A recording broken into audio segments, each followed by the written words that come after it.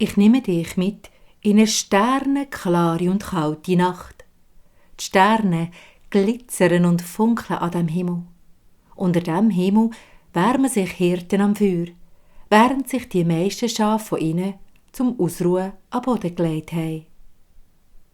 Das Hirtenleben ist einfach und anspruchsvoll, doch sie wissen viel. Sie können das Wetter deuten, können die Heilkräuter und wissen sie wann und wie anzuwenden. Und sie sind auch vertraut mit anderen Naturwesen. Ihr einfaches, ganze Nomadenleben findet zwischen Himmel und Erde statt. In dieser Nacht ist etwas Einzigartiges passiert.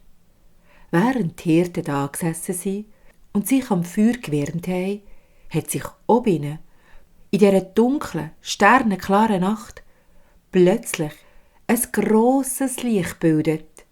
Hell war es und ein Engel ist ihnen erschienen. O liebe Hirten, ich darf euch als erstes verkünden, dass für alle ein Retter geboren ist. Er liegt in einer Krippe, in einem einfachen Stall in Bethlehem. Und nach diesen Worten ist der Spuk auch schon wieder vorbei gewesen. Die Hirten haben sich nur erstaunt, erfreut und verwundert angeschaut. Und dann ist der Jubel ausgebrochen. «Machen wir uns auf den Weg zu dem Retter», verkündet der Älteste von ihnen. Ja, es ist eigentlich für jeden klar gewesen, dass man das besondere Kindli auf dieser Erde begrüßen und willkommen heissen. Sie haben ihr Lager aufgeräumt und sind Richtung Bethlehem losgelaufen. Jeder von diesen Hirten hat ein Geschenk parat gemacht. Es war Butter, die man aus der Milch der Schafe gewonnen hat. Honig, den man unterwegs sammeln konnte. Ein Krug frische Milch. Wärmende, gute Wolle vom Schaf. Und ein wärmendes Lammfähli. Und. Jeder hat ein würdiges Geschenk für ein besonderes Kind. Nur der kleinste Hirtenbub hat nichts und hat darum angefangen. Dort aber, wo die Tränen von ihm am Boden gefallen sind, ist der Schnee geschmolzen. Genau an dieser Stelle ist auf einmal eine Pflanze gewachsen. Und aus dieser Pflanze haben sich ganze Haufen Blumen gezeigt. Die Blüte dieser Pflanze war strahlend schön.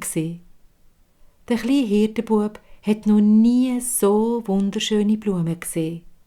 Darum hat er über das ganze Gesicht gestrahlt. Die zarten, weissen Blütenblätter hat der Bub an den Engel erinnert, wo ihnen erschienen ist. Und in der Mitte von dem Blütenkopf trägt die Blüte ein goldiges Kränzchen, das aussieht wie eine Krone. Sorgfältig hat der Bub ein Sträusschen von diesen besonderen Blumen gepflückt und dann unter sein Gewand versorgt. Schnell ist er den anderen Hirten angelaufen, Richtung Bethlehem. Jetzt hat auch er ein würdiges Geschenk für ein besonderes Kind. In Bethlehem angekommen, legen alle ihre Geschenke zu der Krippe, wo das Kindli drin liegt. Auch der Hirtenbub legt sorgfältig die wunderschönen Blumen zur Krippe hin. Alle staunen über die wunderschönen Blumen, die noch nie jemand gesehen hat. Und das mitten im Winter.